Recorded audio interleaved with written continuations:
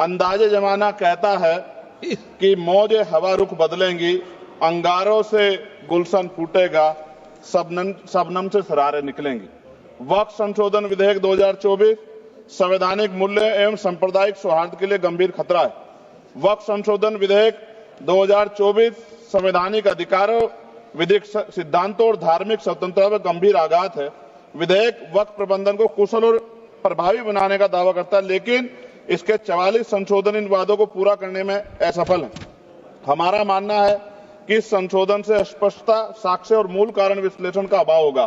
पूर्व संशोधनों का मूल्यांकन नहीं होगा, हितधारकों से परामर्श की पारदर्शिता नहीं होगी, मौलिक अधिकार का उल्लंघन होगा। Article 13, article 14, article 25, article 26, article 50, article 300 सर्वोच्च न्यायालय के निर्णय, स्थापित कानून और इस्लामी सिद्धांत और संविधान की भावना का उल्लंघन होगा। असत्य वादे बनाम वास्तविक प्रभाव विधेयक सुधार और सशक्तिकरण का दावा करता है, लेकिन वास्तव में धार्मिक संपत्तियों के पुनः वर्गीकरण जब्ती का प्रावधान संशोधन 39A ऐतिहासिक मस्जिदों, कब्रिस्तानों को सरकारी संपत्ति घोषित करना, जिससे सांप्रदायिक तनाव पैदा हो सकता है। जिलाधिकारी को अत्यधिक अधिकार प्राप्त करना संशोधन 4B। जिलाधिकारी सर सरकार के होते हैं, वो सरकार के हिसाब से काम होते हैं। यहाँ जितने MP बैठे हैं विपक्ष के, इनसे पूछ के देखो कि इनके जिले में क्या हाल है। इनका जिलाधिकारी सुनता नहीं सुनता, MP बैठे हैं, पूछ के देखो विपक्ष के, आपको पता लग जाएगा। सर धार्मिक विशेषज्ञता या समुदाय की सलाह के बिना निर्णयों से संपत्ति विवाद और विश्वास की कमी उत्पन्न होगी। ट्रिब्यूनल की शक्ति कमजोर करना और मुस्लिम प्रतिनिधित्व हटाना संशोधन 10B। धार्मिक कानून की त्रुटिपूर्ण व्याख्या और पक्षपाती निर्णय, दानकर्ता इच्छा की उपेक्षा व धार्मिक स्वतंत्रता का हनन संशोधन 5A। दानकर्ता द्वारा समर्थन वापस, जिससे सामुदायिक संस्था कमजोर हुई। गैर मुस्लिमों द्वारा स्थापित वक्फ सुरक्षा समाप्त करना संशोधन 104 की समाप्ति। अंतर धार्मिक सौहार्द प्रभावित होगा। सर सदियों पुरानी धार्मिक संपत्तियों पर सीमा अधिनियम लागू करना संशोधन 27B। कब्जा की गई संपत्तियों की स्थायी हानि, धार्मिक विषयों को दरकिनार कर वक्फ निर्धारण करना संशोधन 6C। धार्मिक ज्ञान के अभाव में संपत्तियों का गलत वर्गीकरण, पंजीकृत वक्फ घोषणाओं को अपराध घोषित करना संशोधन 312। भय के माहौल में धार्मिक दान में गिरावट, मनमाने सर्वेक्षण को और वर्गीकरण की अनुमति देना संशोधन 8A। धन्यवाद वकील साहब। सर अभी पूरा दो जाने दो। सारी धाराएं पढ़ दोगे आप तो? सर 2 मिनट में खत्म करूंगा और ये इंपॉर्टेंट है सर, मौका दीजिए सर।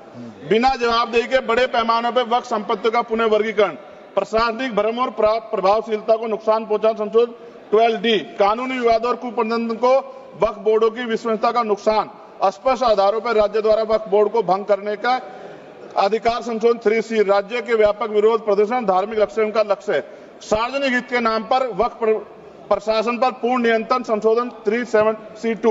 व्यापक स्तर पर अशांति विरोध प्रदर्शन, कानून व्यवस्था गंभीर स्थिति।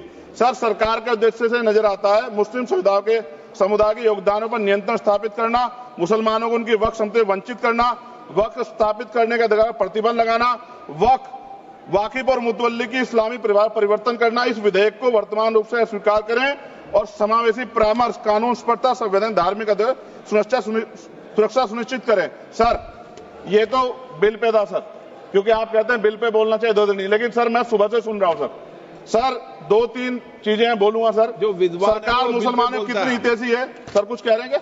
जो विद्वान होता है वो बिल पे बोलता है। सर बस खत्म कर रहा हूं। सरकार कितनी हितैषी है सर, केंद्रीय मंत्रिमंडल में एक भी मुस्लिम मंत्री नहीं है। सच तो यह कि अभी ईद पे नमाज पढ़ने के लिए भी नए नियम बनाए गए और जो नमाज पढ़ रहे थे उनके पीछे पुलिस कर्मचारी लाठी ले खड़ा था, मैंने खुद देखा सर। अगर सरकार इतनी देर सच्चर कमेटी की रिपोर्ट पर चर्चा कराएगी, बिल्किस बानो के आरोपियों का जेल से बाहर आने के बाद स्वागत किया गया सर। मुसलमानों की जमीन की बात है, SC/ST की जो जमीन है वो छीनी जा रही है सर। कानून से ऊपर उठकर मुसलमानों घरों पर बुलडोजर चलाए गए, सबने देखा। सुरक्षा की बात करते हैं, लिंचिंग की गई, मुसलमान मारे गए सर। कावड़ यात्रा में गरीबों के ठेलों पे सुप्रीम कोर्ट ने ऑर्डर किया कि नाम मत लिखवाओ, देश को मत तोड़ो। अंत में सर बात निकली है तो दूर तक जाएगी।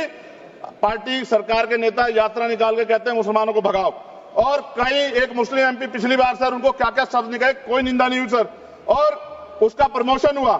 और कभी आपके नेता कहते हैं सरकार गोली मारो, और आप हिंदू राष्ट्र की बात करते हैं सर।